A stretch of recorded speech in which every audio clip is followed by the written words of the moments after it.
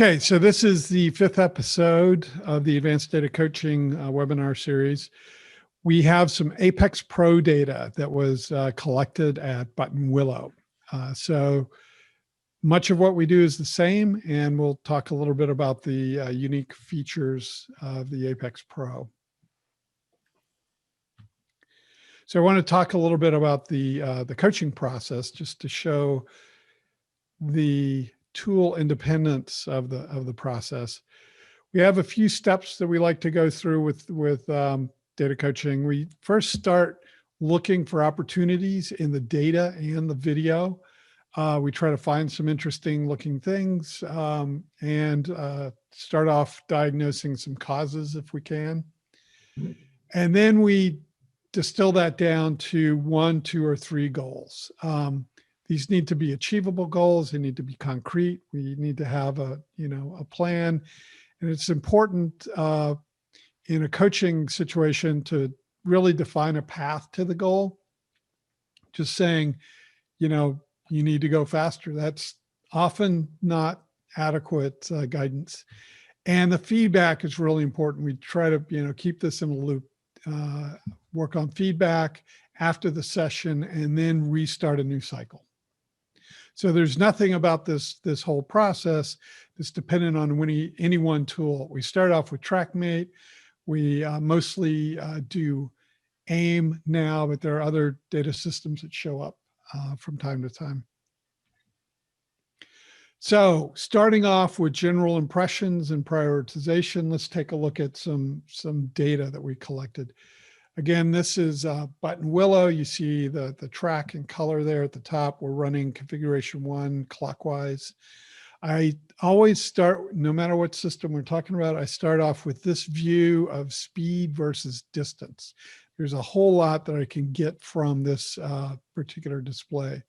I look at the shapes of the curve. I tend to start with the tops and the bottoms. Where the curve's going up, I'm accelerating. Where it's going down, I'm braking. The top and the bottom are obviously the transitions between these. I immediately see a peak here in the first corner that's going into sunrise. It's kind of rounded off a little bit, so that catches my attention. There's another one coming into Star Mazda. The track is a little bit ripply there in the braking zone of Star Mazda, so that may explain some of that, but there are strategies for dealing with some of that. So this is a topic that I'd like to cover. I'm likely to choose sunrise as a place to work on that. What I'd like to see are a sharper peak where the driver continues with the throttle longer and then decisively gets to the brake pedal. I also noticed something down here at the bottom, the brake release, that we'll talk about that aspect of coaching in a future episode. I just wanted to point out there's a lot you can see in these simple speed versus distance charts. People tend to get lost into lots of detail and lots of channels, and there's a lot you can see just from here. So let's move on to the next view. Here we're looking at lateral G, and the red is a right turn, and the blue is a left turn. And it's color-coded based on how much lateral G I've got going on in the corner. And here I'm looking for narrow peaks in lateral G. And starting off here in the bus stop, I see a relatively narrow peak right there. I see another one here in the final turn of the S's.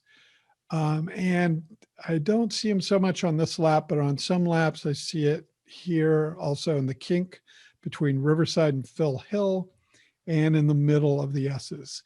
So this would be my second topic. I want to pick one to work on. I'm thinking the bus stop. It's one of my favorite corners. It's a good place to work on this. The last view I'm going to take a look at here is longitudinal acceleration versus distance. And I'm zoomed in here a little bit. I'm primarily concerned about what's going on with the throttle. And there are a couple things I want to look at here. First is in Phil Hill. You can see the driver is applying the throttle.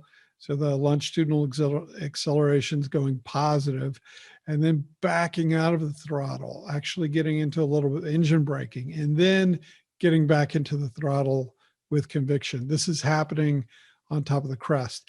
This is the worst example that I found in the data I was looking at. Most of the time it's not this bad, but it's happening enough that I'm very concerned about it. This also happens sometimes in Star Mazda. So if I'm going to pick one of these, I'm going to pick the one in Phil Hill because it's happening at a higher speed and on a crest. So I'm concerned about that. We'll work on that some. So to summarize, we're going to be looking at transition from throttle to braking, and braking zone for sunrise. I'm going to want faster foot. We're going to be looking at the lateral G's in the bus stop. I'm going to be looking for slower hands actually. And finally, we're going to want to work on muscle memory in Phil Hill and fix this. This is a fast corner and we want the feet to be behaving well all the time. So we're going to start with sunrise. This corner is quite visible from the paddock. It's a very interesting corner. Does anyone know if this is increasing or decreasing radius?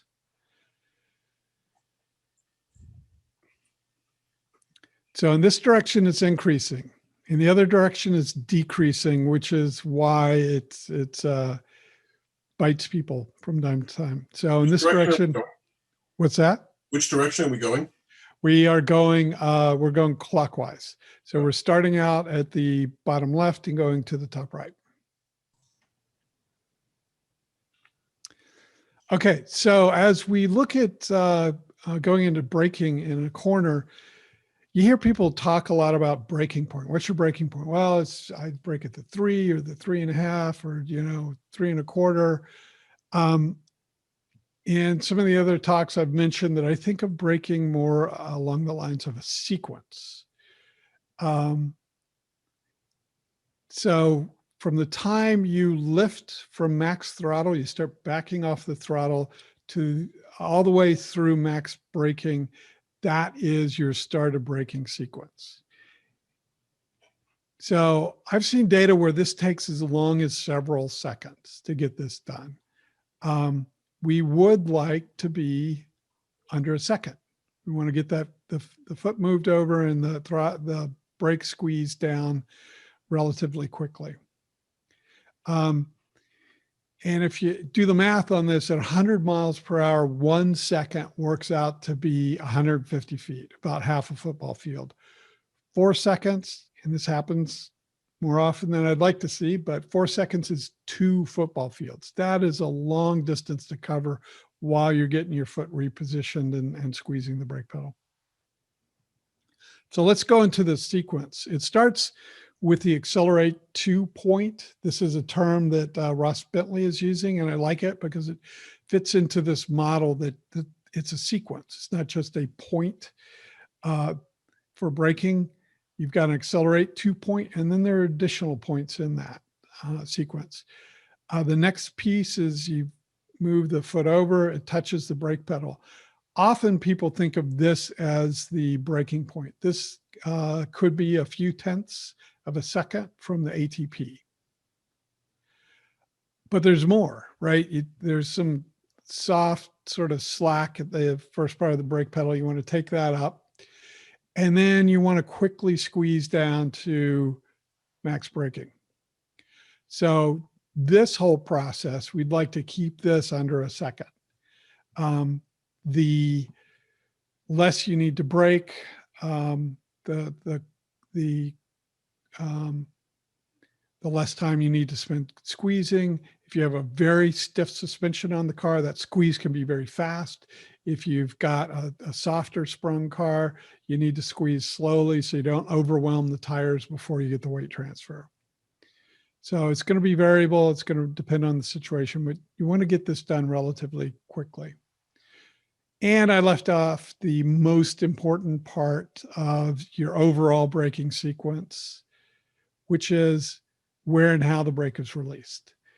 We're gonna come back and revisit that later, but we're gonna focus on the first session with this driver is to clean up the initial braking. So let's take a look at Sunrise again. The driver reports using the corner worker station as a reference point. So we like having the eyes up and far ahead. We talk about that a lot in classroom and in the car. This is very useful. However, it's good to have lots of reference points. So some obvious reference points are the curbing around the corner. I like to have finer granularity with the reference points. And we can start here with these first three reference points. You have these two access roads and the tower. These remind me that, quit looking at my gauges, quit answering my emails. I have a braking zone coming up, refocus and focus on braking. My next set of reference points here, start of tire, change in tire. This may change from time to time. Tires get rearranged when you're running counterclockwise. This access road here, and it's long enough. It's at an angle that I think of that as a couple different access points. I've got this one here. Obviously, these things you're not going to be staring at as you drive past them. You don't want to look out your window and go, oh yeah, there's my reference point. You need to pick these up with your peripheral vision. But most cars will be reaching their max braking somewhere in this neighborhood. Right, it's going to vary with car and tire and how much horsepower you're bringing down there, but that's a good range. And then if we were planning to talk about the rest of the corner, we'd obviously start to pick up other reference points through the corner. It's good to have a rich set of reference points. You don't fixate on anyone in particular. You just want to be able to get a sense for where you are in the corner. So this is kind of roughly where we're at with this data. The driver starts backing out of the throttle fairly early, and the max braking is in a pretty good spot. It's just the distance between these is a little bit too big. In episode 2, we talked about this same issue, looking at turn 5 at Laguna Seca, and we want to use roughly the same process for doing the cleanup. So we want to first work on fast transition from the ATP to max brake. Try to get that done as quickly as possible.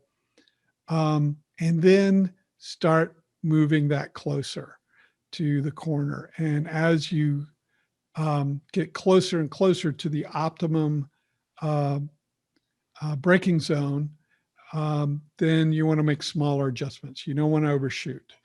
In this case, we don't want to focus too much on overdoing it and going as deep as possible, because we want to come back and clean up this whole brake release. And then we'll have another round to see if we can compress braking even more after we've fixed the rest of the corner. But if you maximize your performance in the braking zone, then it's harder to work on the rest of the corner. So you want to leave a little bit on the table.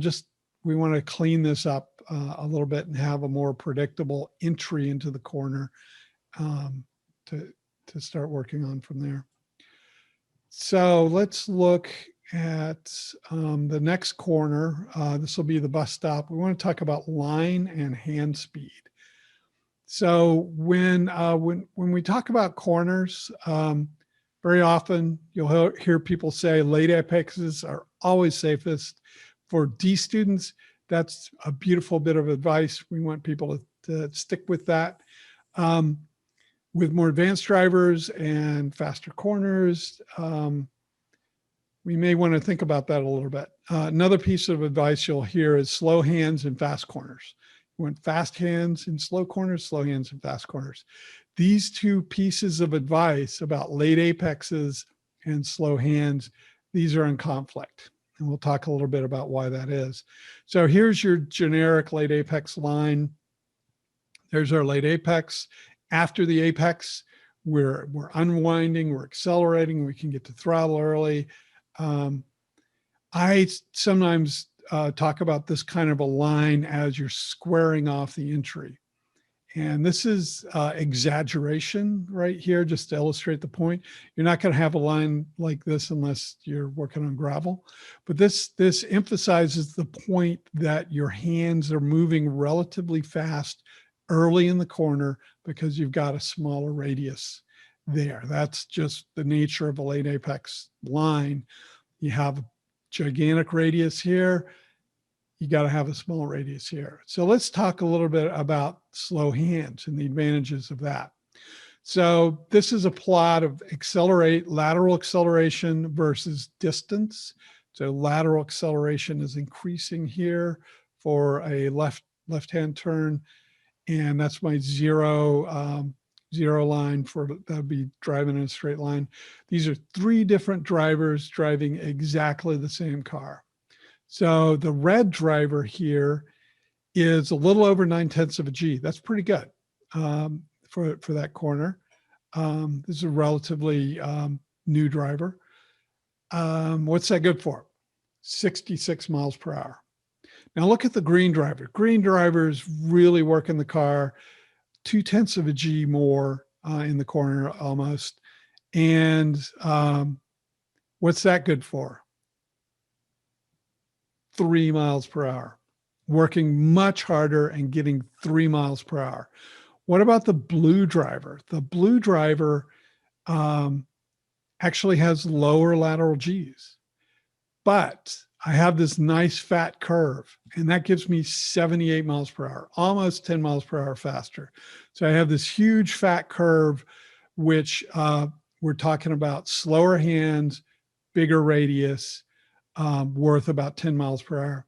Now, one way to think about this is that what the blue driver is doing, you can actually do that slower, right? And still be pretty fast and have a significant margin in terms of your lateral Gs. You're not pushing the tires harder, you're pushing the tires for a longer period of time. So when you look at what's safest, having this huge spike in lateral Gs, maybe the green driver's taking a late apex line, getting a lot of turning done early in the corner. You know, which is the safer? I would argue with the blue line, I have a trade-off. I could go faster, I could have a bigger margin, or I could do some combination of the two. So let's take a look at what that looks like on a map. This is this is some AIM data. Obviously the cars aren't that far apart, but GPS drift being what it is, they show up in two different locations. So this is a GPS map where, again, I'm mapping lateral Gs. And the blue peak here is huge. And the arc is just this beautiful long arc through the corner. And this is my green driver. You can see the peak is much shorter. And you can see the radius is tighter there. The driver is getting more turning done. So let's take a look at the AIM, the Apex Pro data that we have with the driver. That peak happens mostly before the apex, and after the apex, there's much less lateral load on the car. And I kind of had to fudge the data. These are two different data systems, so we can see what that looks like with an overlay. This is my blue driver. You can see a much bigger arc coming through the corner, and again, the bigger peak. Part of what the driver is doing is the blue driver is starting farther right, coming into the corner, and is biting off a bigger chunk of the curbing there. So combination of those two allow a bigger arc and quite a bit of speed through the corner. So this can be a very difficult change to make. This is a fast corner, making a pretty big change in line. One of the approaches to take is to drop speed. Make sure nobody's right there in your mirrors. But if you come through this corner slower, you'll take the drama out of the corner, and you can focus on technique. Focus on slower hands, bigger radius, and this can ultimately lead to higher speed. Sort of taking a step back, fixing technique, and then turning up the wick. Okay, let's talk about Phil Hill. Throttle profile and consistency are the two things we're going to be looking at. And here's this throttle thing that I mentioned before. The driver is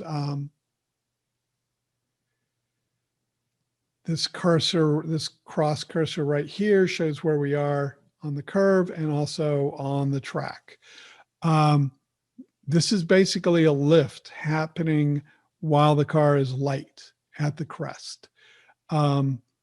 Even if it's not a crest, I don't like it, but at a crest, I really don't like it. This doesn't happen every time through this corner. This is the worst one. Usually it's not this bad, but it happens often enough that I would call it a habit. Another name for habit is muscle memory. Muscle memory, if it's wrong, it can bite drivers, and in this situation, it can lead to big spins. We discussed this in both episode 1 and episode 3 for turn 8 in Thunder Hill.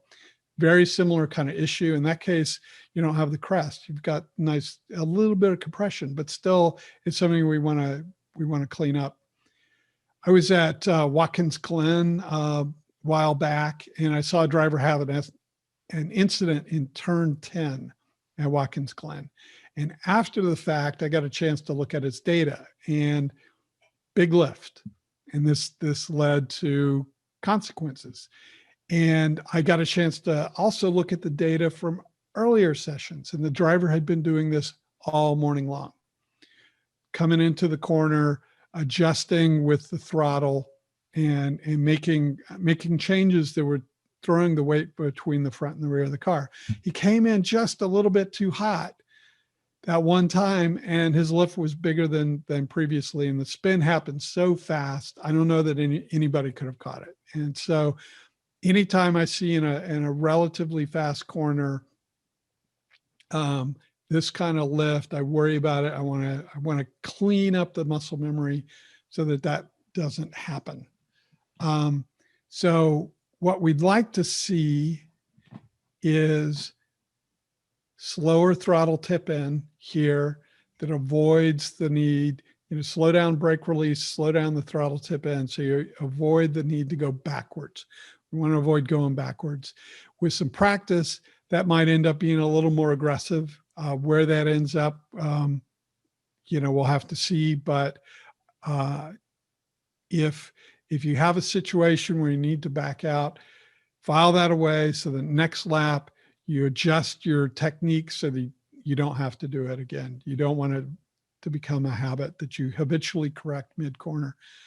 Now, we also want to take a look at consistency of line. So to exaggerate the effect, I picked the two runs through this corner that were the most different. But you see here, the driver's hitting the same apex at a different angle. And that matters a lot.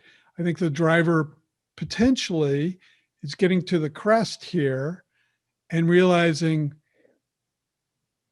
that looks a little different. I may need to make an adjustment for that. So that this may be what's triggering the adjustment in the throttle. Now over here, as you're braking and getting ready to turn into the corner, you cannot see that little kink at the exit. You cannot see it. So the thing to work on is some visualization. The driver had some pretty decent speed in this corner. I would again work on, knock the speed down a little bit, work on very consistent line, use visualization to help with that there. You need to anticipate where that exit curbing is going to be, and really work on getting the foot to go in one direction. So if we summarize this for this driver, sunrise, more reference points, quicker throttle to brake transition. Once that is solved, then work on shifting the braking sequence deeper and deeper to the corner. Bus stop, we want bigger radius, slower hands. Fill hill, consistency in line, work on visualization, slower throttle tip in, don't lift. And there's potentially some prep work that can be done. And for the sunrise piece, practice foot movement in the paddock. Work on getting that foot, from pedal to pedal very quick. Imagine how that's going to feel in the harness. So you're ready. You're not going to be surprised. You're going to load up your harnesses much more quickly. On track, the peripheral vision thing, that will probably take a little bit of work so that it becomes just natural. Bus stop, visualizing the line ahead of time. What are you doing now? What do you want to do? Map, video, various things can help. Dropping speed to work on technique, car placement is good. Fill hill, you can practice moving the foot. Just sitting in a chair, move your foot, and this is what it feels like when I do it right. And the visualization is very important as well. Okay, so let's talk about in-car feedback from the Apex Pro system. That is a unique feature to this system. Let me pull this up. So this is what the app looks like. It's running on an iPad. In the bottom right, there's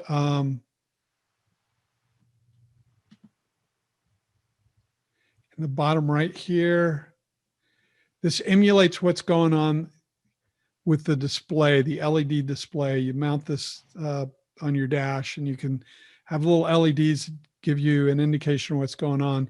Green is good. Red basically represents opportunity. So as we look at a couple corners that we care about here, here's sunrise. You zoom in a little bit here. If we look at sunrise here in this zone where there's very slow foot action going on, there's a lot of red, right? And as the driver gets to max braking, it starts to get a lot of green.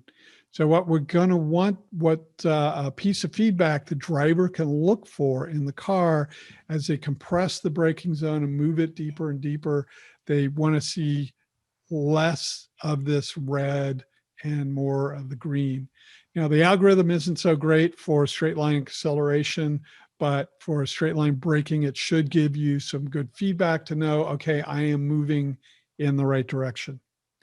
So now we'll move the little cursor around to bus stop. And the driver's got lots of green right here. And that's where the driver's moving their hands relatively quickly and really loading up the suspension. And then right after that exit curbing, right after the exit curbing, you can see it gets red very quickly. So what you're going to want to see here as the hands slow down is a better balance of green through the corner as you start to use the friction circle across the corner instead of using a lot of friction circle early in the corner, and then it's mostly just unwinding and accelerating. So that could be a little bit of feedback. Exit speed can also help, but if you're starting out by slowing down, exit speed might be a little may take a little time to get used to this new exit speed, whereas looking for balance in the display seems like a reasonable approach.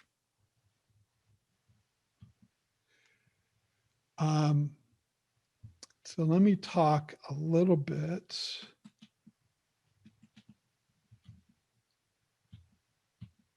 about data review.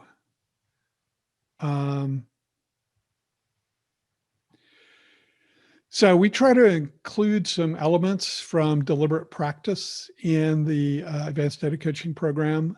Some of the things include focus, really focus on what's going on out there. Clear goals, try to set these just outside the comfort zone. You know, we don't try to tell people, hey, you need to go 15 miles per hour, see how that works. We want to set incremental goals, and through repetition, we can make progress. Make bigger progress. A big part of this is meaningful feedback. After every session, we come back to the classroom. If you're out doing data on your own, and let's say you collect data over the weekend, don't have time to look at it Tuesday night after you get back from the track, you take a look at the data, you're missing out on meaningful feedback. So what I found in my process of starting to use data is I would just kind of force myself, right? And it was painful and slow, but the more I did it, the faster and easier the whole process got. And I was better able to understand what I was doing out there from one session to the next session. So I would highly encourage people to find ways to have meaningful feedback in the car between sessions, so that they can continue to make progress, rather than just, you know, it's fun to drive around the racetrack, but it's also fun to get better.